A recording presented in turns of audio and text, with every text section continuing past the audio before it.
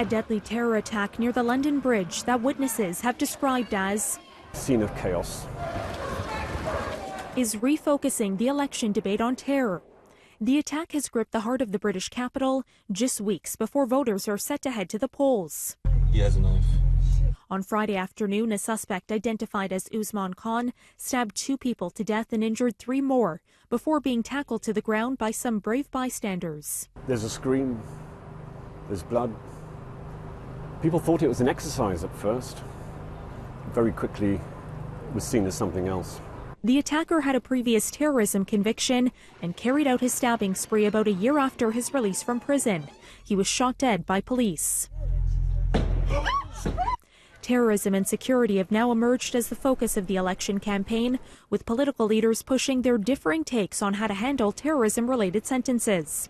British Prime Minister Boris Johnson, who's called a snap election for December 12th, has taken a law and order stance, portraying himself as tough on crime.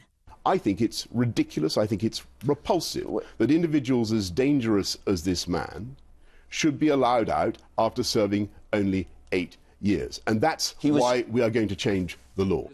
But when pressed on the issue, Britain's opposition leader Jeremy Corbyn said people convicted of terrorism offences shouldn't necessarily serve their full jail term.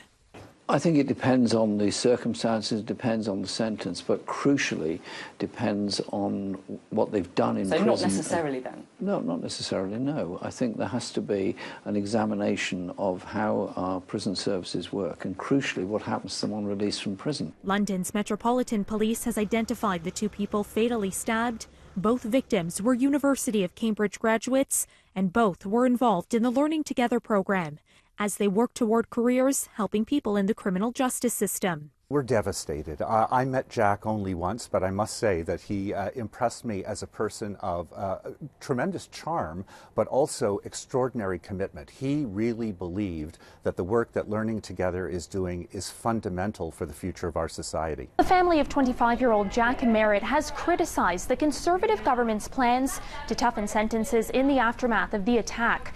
A family statement says Jack wouldn't want this terrible and isolated incident and his death to be used by the government as an excuse to implement harsher sentences on prisoners. Now, a family statement from Saskia Jones says she was a positive influence at the center of many people's lives. Police said Sunday one of the injured has returned home. 2 others who were injured in the attack remain in hospital in stable condition.